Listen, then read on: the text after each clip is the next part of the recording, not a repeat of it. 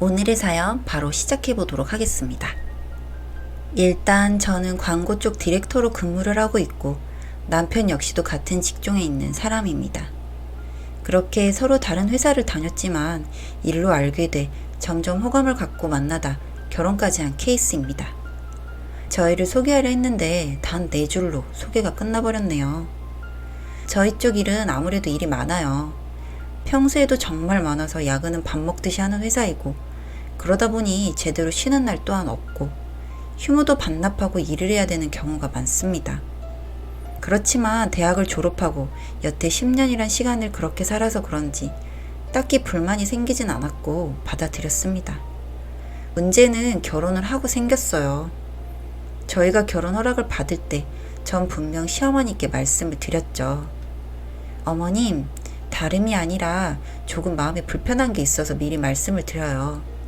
땡땡씨 봐서 아시겠지만 저희 일이라는 게 쉬는 날이 정확하지 않고 휴일에도 나와서 급작스레 일해야 하는 경우가 생겨요. 그래서 혹여나 가족 행사나 이런 경우에 제가 명절이나 못 오게 되는 경우가 생길까봐 그게 그렇게 자꾸 마음에 걸려서 말씀드려요. 그런 걱정을 하니 우리 아들 봐서 알지 나도. 제대로 쉬지도 못하고 갑자기 쉬다가 회사 가고 나도 뭐 한두 번 본 게 아닌데 너네 똑같은 일 하는데 너도 똑같겠지. 나는 못 오는 것보단 너네 2세가 걱정이지 뭐. 네 어머님, 2세는 저도 땡땡씨도 승진이 이번 연도에 기회가 있어서 그 부분 승진하게 되면 딱 1년만 더 있다가 바로 아이를 가질 거예요. 걱정 마세요. 그렇지만 최소 2년 동안은 아이는 가질 수 없어요. 저의 지금 상태에서는 이해 부탁드려요. 뭐 나름 남편이 그렇게 일을 하던 걸 보셔서 그런지 생각보다 반응이 나쁘지 않았어요. 그래서 조금 다행이다 싶었죠. 그런데 저희가 결혼하고 시어머님이 친구분들을 집으로 초대하셔서 간단히 저녁을 즐기는 일이 있으셨어요. 그런데 그걸 갑작스레 이틀 전에 저한테 말씀하셔서 아무래도 네가 오는 게 좋겠다. 저녁 먹을 거니 올 수 있지? 라고 하셔서 너무 당황스러웠죠. 어머님, 저 저녁 퇴근이 언제 할지 몰라서요. 확답을 드리기가 어려워서 혹여나 간다고 했다가 못 가면 더 실망하실 테니 가긴 어려울 것 같은데요. 저녁도 안 먹고 일하니? 먹고 가서 일하면 되지 않아? 다름이 아니라 친구들이 너 좀 보고 싶다고 그래서 내가 부탁하는 거지. 네 어머님, 최대한 시간을 맞춰보려고 할게요. 그런데 못 갈 수도 있으니까 너무 기대는 하지 말아주세요. 그래도 어머님이 처음 부탁하신 건데 저 역시도 너무 가고는 싶었지만 한편으로는 조금 부담스러웠어요. 남편이랑 가는 것도 아닌 저 혼자 가서 어머님 친구들과 저녁이라 생각만 해도 너무 숨이 턱턱 막혔죠. 그런데 아무리 생각을 해도 한참 바쁜 시즌이라 못 갈 것 같아서 다음날 저녁에 미리 말씀을 드렸어요. 어머님, 제가 시간을 빼보려고 했는데 도저히 뺄 수가 없어서 미리 연락드렸어요. 그런데 땡땡씨는 저녁에 시간이 된다고 하는데 땡땡씨라도 가는 게 좋을까요? 됐다. 내가 너한테 처음 부탁한 건데 참 아무리 바빠도 그렇지. 이미 친구들한테도 말도 다 해놔서 네 선물도 샀다고 하더라. 내가 난감해지겠구나. 우리 땡땡이 보려고 애들이 오겠니? 너 보려고 오는 거지. 그래서 내가 이틀이나 전에 미리 말했던 건데 참 됐다. 아무도 오지 마라. 그렇게 뚝 전화를 끊으셨고 제가 정말 너무 난감했어요. 그런데 이게 시작이었고 저를 정말 많이 호출하셨죠. 뭔가 오기를 부리시나? 라는 생각이 들 정도로 저를 미친 듯이 호출하셨고 저는 거절하기 바빴죠. 거절도 정말 어렵거든요. 제가 일부러 안 가는 게 아니고 정말 제 밥 챙겨 먹을 시간도 없이 일만 하고 있는 사람인데 참 속상했어요. 호출을 하시던 어머님은 이젠 저희 집을 그냥 찾아오셔서 비밀번호를 알아내시고 반찬을 주러 오셨다는 핑계로 저희 집 이곳저곳을 다 보시고 다니셨죠. 처음엔 몰랐는데 저희 집에 혹시 모를 위험을 대비하기 위해서 저희가 집을 비우는 시간이 많다 보니 홈 CCTV를 설치해뒀거든요. 왠지 불안해서 말이죠. 그리고 집안 살림 맡아주시는 분이 계시는데 사실 집에서 정말 잠만 자고 거의 나와서 어지를 틈도 없기 때문에 주 2회만 와서 저희 대신 집안 살림을 도와주십니다. 그래서 나름 청결을 유지하면서 살고 있는데 이 부분도 못마땅해 하셨어요. 아무리 바빠도 그렇지 여자가 집안 살림을 그렇게 남한테 애도 없는데 맡겨버리면 나중에 애는 어떻게 키울 거냐고 한 소리를 하셨지만 남편이 우리 둘이 살고 나도 청소하기 힘들고 이 사람도 힘든데 우리가 휴식할 시간도 없이 사는데 청소 같은 건 여유가 되면 맡길 수도 있지 않냐며 다그치지 마라. 본인은 스스로 해보겠다고 했는데 내가 이 사람 힘든 거 아니까 마음의 짐이라도 덜어주려고 부른 거다. 원래 주 3, 4일 하려던 거 이 사람이 이틀만 도움받고 나머지는 이 사람이 치우고 살림하는 거다라며 대신 말을 해줬죠. 아무 생각 없이 있다 문득 어머님이 자꾸 집에 계시는 게 너무 마음이 불편해서 화면을 확인했는데 정말 그냥 어머님 집인 마냥 휘집고 다니시더라고요.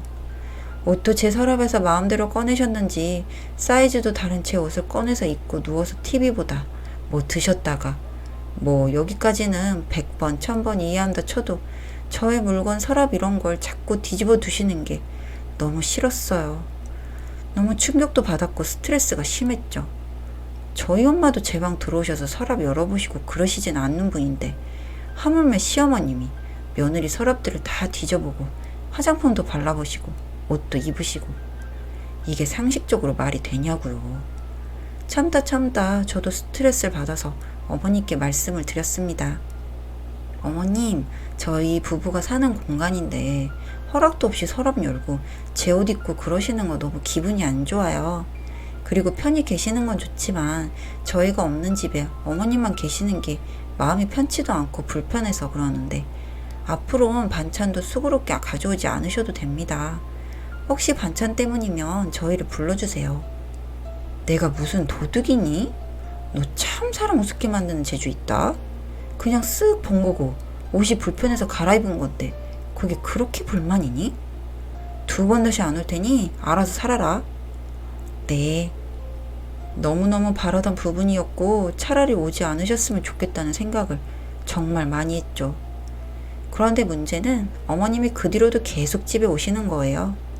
그러더니 날이 늦어서 주무시고 가고 이런저런 핑계로 계속 집에서 며칠을 지내셔서 남편한테 오늘은 꼭 집에 모셔다 드려라 말을 했죠.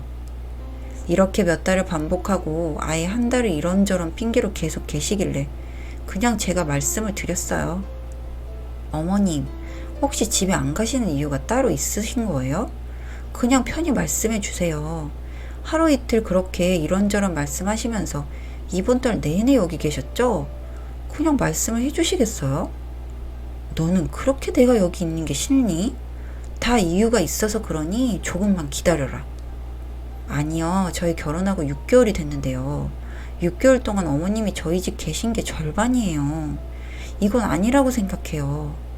처음부터 학가를 하겠다고 말한 것도 아니고 이건 너무 말이 안 되는 것 같아요. 그리고 솔직히 어머님, 저는 저희 엄마가 이렇게 들어와서 산다 해도 반대예요. 저희 아직 아이도 없는 신혼인데 불편해요.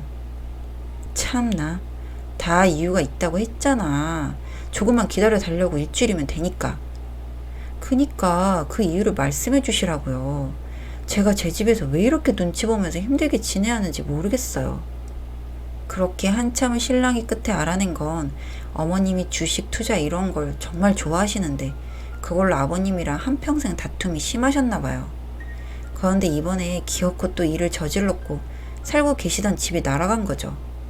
아버님한테 이혼당하고 집이 날아가서 갈 곳이 없던 상태. 그렇게 저희 집에서 며칠씩 계시면서 눈치껏 집으로 들어오려고 하셨던 거고 그 한 달은 정말 집이 날아가서 더 이상 갈 곳이 없어지자 마지막 투자가 터지길 기다리고 있던 상태. 거기에 제 남편 저 몰래 이 모든 사실을 알고 있음에도 침묵했고 본인이 대출을 받아서 같이 공동으로 투자를 했더군요. 눈 감아줄 법한 일이 아니라고 생각합니다. 아버님이 오죽하면 그 연세에 이혼을 하고 도망가듯 숨어 계시고 저 연락도 받질 않으세요. 아예 연락처도 다 바꾸고 연락 하나 남기셨어요. 더 이상 너무 힘겨워서 어머님과 함께 할 수 없고 너네한텐 미안하다. 행복하고 이 세상에서 아버님 본인을 찾고 싶어도 아무도 모르는 곳에 가서 살고 계시고 잘 있으니 걱정 말라고 언젠가 연락을 할 테니 기다려달라는 연락. 아버님만 봐도 이 사람과 어머님 바뀔 사람이 아니라는 게 보였고 저 몰래 이런 작당을 한 게 너무 괘씸했죠. 그리고 애초에 결혼을 할 의미를 못 느끼면서 살던 저라서 차라리 이혼하는 게 속이라도 편하겠다 싶어 결정했습니다. 절대 이혼은 안 된다고 완강하던 사람들, 변호사를 통해 이것저것 말을 하니 그때서야 한 몫이라도 챙기러 재산 분할 왈가왈부하던 사람들에게 몫이 아닌 위자료를 오히려 받아냈고, 아쉽게도 혼인무효 소송에선 이기질 못했습니다. 이혼 후 여전히 그 집에서 혼자 살고 있는데 술 취한 남편이 찾아옵니다. 절대 문 열어주지도 연락을 받지도 않고 본인 스스로 지쳐서 집으로 돌아갈 때까지 냅둡니다. 안 그래도 바쁜 생활하는 저에게 결혼은 맞지 않는 것 같다는 판단을 했고 혼자 살아가기 위해 능력 개발에 노력하면서 하루하루 살고 있습니다.